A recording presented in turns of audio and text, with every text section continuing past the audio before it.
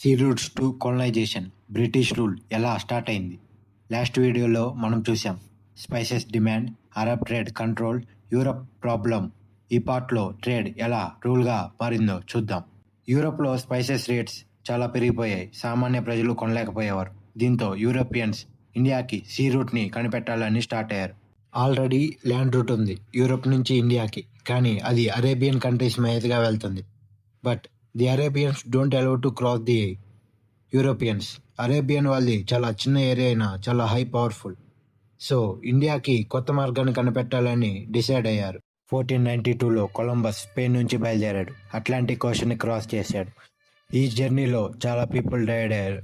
దానికి reason food problem and dangerous journey. చాలా నెలలు ప్రయాణించిన తర్వాత అతనికి బట్స్ కనిపించాయి. దీన్ని అతను ఇండియాకి మనం దగ్గరలో ఉన్నాము అనుకున్నాడు. కానీ అతను రీచ్ అయింది మాత్రం వెస్ట్ ఇండీస్. ఇండియా అనుకున్నాడు, కానీ అది ఇండియా కాదు, అది వెస్ట్ ఇండీస్. కొలంబస్ వల్ల north America, south America discover అయ్యాయి.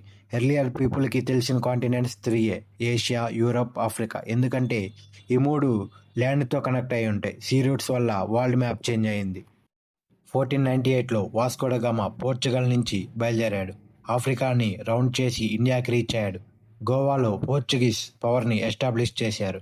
ఆర్మీతో వచ్చారు, పోర్ట్స్ కంట్రోల్ చేశారు, ఓషన్ రూట్స్ని డామినేట్ చేశారు.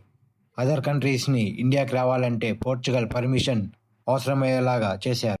పోర్చుగీస్ తర్వాత డచ్, ఇంగ్లీష్, డానిష్, ఫ్రెంచ్, ఇలా యూరోపియన్ కంట్రీస్ ఇండియాలోకి ఎంటర్ అయ్యారు. ఇనిషియల్గా ట్రేడ్ కోసం వచ్చారు. తర్వాత ఆర్మీ, పాలిటిక్స్, పవర్, అలా చిన్నగా స్పైసెస్ కోసం వచ్చిన వాళ్ళు స్లోగా ఇండియాని రూల్ చేయడం స్టార్ట్ చేశారు. కేవలం మిరియాలు కాదు, ఇండియా రిచ్నెస్ మరియు స్పైసెస్ డిమాండ్ బ్రిటిష్ రూల్గా మారింది. హిస్టరీలో చిన్న ఐటమే వాళ్ళని ఎలా మార్చిందో ఇది ఎగ్జాంపుల్. మీ ఒపీనియన్ని కామెంట్లో చెప్పండి.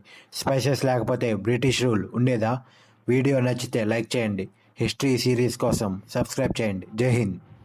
Follow and subscribe for more videos and current affairs.